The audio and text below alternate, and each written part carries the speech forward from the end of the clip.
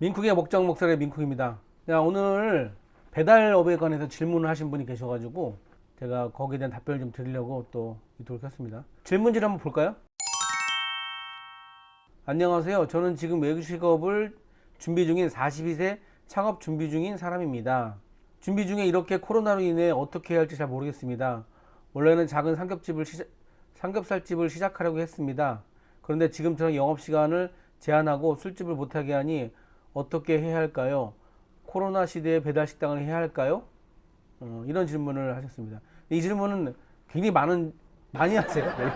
계속 저 갈 때마다 물어보시는 분들도 많고, 지금 뭐 장사 5년차?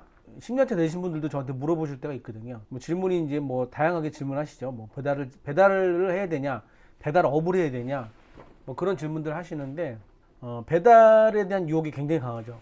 이렇게 얘기합니다. 배달업을 하지 말라고 말씀을 드려요. 보통은. 근데 뭐 이런 방송에서는 제가 배달업 해라 마라 그렇게 말씀드리지는 않거든요. 그런데 이번에 진짜 솔직하게 말씀드리면 하지 말라고 말씀을 드리고 싶습니다. 배달업이, 그러니까 배달 시장은 굉장히 커졌죠. 더구나 코로나 때문에 배달업이 엄청 커졌어요. 그런데 배달을 하시는 분들은 점점 더 영세해지세요. 왜 그러냐면 이런 거죠. 자, 배달 시장이 엄청 커졌어요. 사람들이 배달을 많이 시켜 먹어요. 그랬더니 너도 나도 매출이 나는 걸 보면서 배달업을 하는 거예요. 저희 동네에도, 저희 집 옆집에도 배달만 한 4개, 5개 하시는 분이 계세요.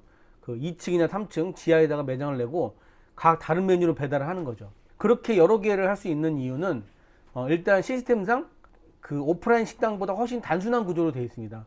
그냥 차려놓고 좀 열심히 내가 배달에 대한 툴을 좀 배운 다음에 배달업을 하면 되는 거거든요. 그런데 문제가 뭐냐면 배달업을 하시는 분들이 점점 수익 구조가 안 좋아지고 있어요. 수익 구조가 안 좋아진다는 건 잘 안 남는다는 얘기잖아요. 안 남으니까 매출을 더 올려야 되는 거예요. 조금밖에 안 남으니까. 그럼 매출 올리려면 어떻게 해야 돼요? 더 스피디해져야 돼요. 그런데 그 음식이 스피디해지려면 어떻게 될까요? 조리하는 과정이 단순해져야 되겠죠? 조리하는 과정이 단순해지려면 어떻게 돼요? 조리하는 과정이 별로 없어진다는 얘기잖아요. 그러면 어떻게? 제품을 써야겠죠. 제품을 쓴다는 건 내가 어느 정도 개치를 쓰거나, 저번에 말씀드렸지만 약간 내가 양념을, 조리 기술이 있어가지고 양념을 하거나 그런 모르는데, 이게 딱 찍어 먹으면 맛있잖아요. 그거는 조미료가 많이 들어간 겁니다. 무조건. 아니면 그 조미료를 넣지 않기 위해서 많은 조리 과정들이 필요한데, 제품들이 그렇게 하나요? 그렇게 안 합니다. 강력한 조미료를 써서 땡기는 맛을 강하게 만들죠. 다시 원점으로 돌아가서, 그러면 제품을 써야 되는데, 제품을 쓰면은 조리 과정이 단순해지잖아요. 단순해지면은 스피드해지겠죠. 점점 스피드해져야 매출을 많이 찍을 거 아니에요. 그런데 문제는 뭐냐? 그런 스피드한 매출을 늘리기 위해서 스피드하게 조리를 하다 보니까 이제 음식 맛이 이제 다 비슷비슷해지는 거죠. 자극적이고. 거기에 대한 문제점이 한 가지 있고요. 두 번째는 또 뭐냐면, 매출을 올리기 위해서 다른 방법이 또 뭐가 있을까요? 스피드하게 만드는 거 아니면 더 많은 매출을 만들기 위해서 손님한테 뭔가 서비스를 줘야겠죠. 서비스를 주다 보니까 내 수익률이 줄어들잖아요. 수익률이 줄다 보니까 더 많은 매출을 내기 위해서 또 더 빠른 스피드의 음식을 하게 되고, 그러니까 결국에는 악순환의 배달업을 하시는 그 배달하시는 분들이 자체 악순환에 빠져 있는 거죠. 게다가 이 배달 시스템, 배달을 이렇게 주문하고 하는 시스템들이 너무나 많은 수수료를 받기 때문에 수익률이 줄어들겠죠. 근데 또 배달업들도 너무나 많은 수수료를 받을 수밖에 없어요. 왜 그러냐면 인건비가 너무 올랐거든. 사람들이 한번 이렇게 갖다 배달해 주는데 한 2, 3천 원 먹어야죠. 그 정도는 자기가 가져가야죠. 그럼 2, 3천 원이 무조건 붙는데 거기에 또 배달업들도 좀 먹어야 될 거 아니에요. 그러다 보니까 음식 가격은 낮아지고, 음식 가격 높여봐야 어차피 그 안에 배달값도 또 포함되고, 막 이런 악순환들이 막 짬뽕 되면서 배달업은 사실은 지금 제가 볼 때는 완전히 저 뭐라 그럴까, 너무나 어렵다고 표현할 수밖에 없겠네요. 너무나 어려워요.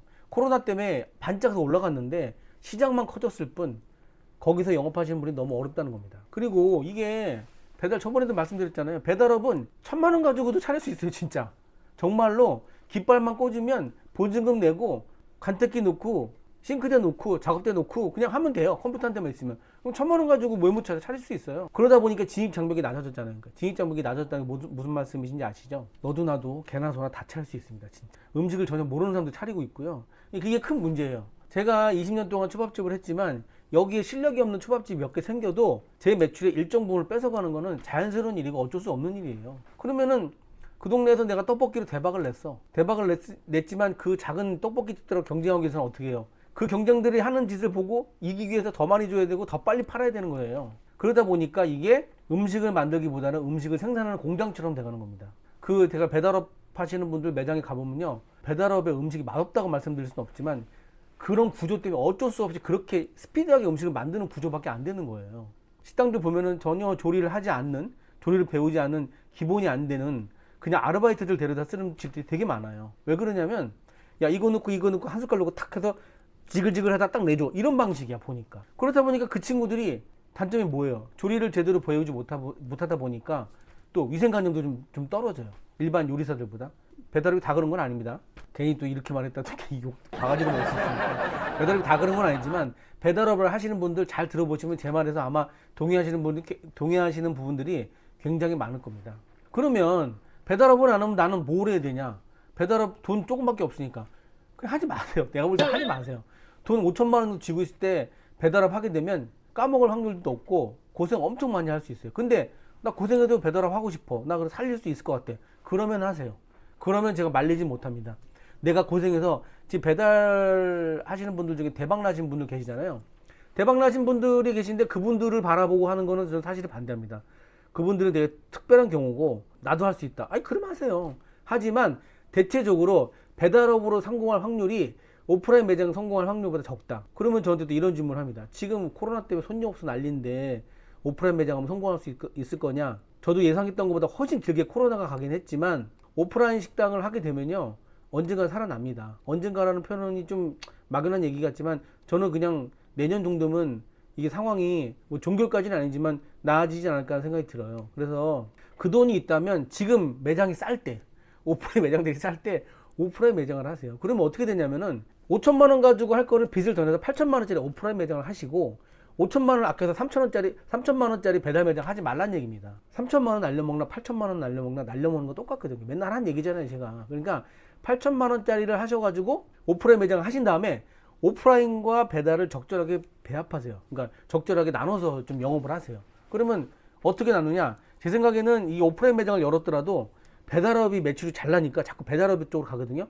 배달업 매출을 제한을 하세요. 어떤 식으로 제한하냐면 제가 지금 하고 있는 방식인데, 배달 매출을 내려고 너무 노력하지 말란 얘기예요. 오프라인에 집중을 하되 정말 오프라인에서 먹은 손님들이 배달해서라도 내가 먹고 싶다, 그런 손님들한테만 파시란 얘기입니다.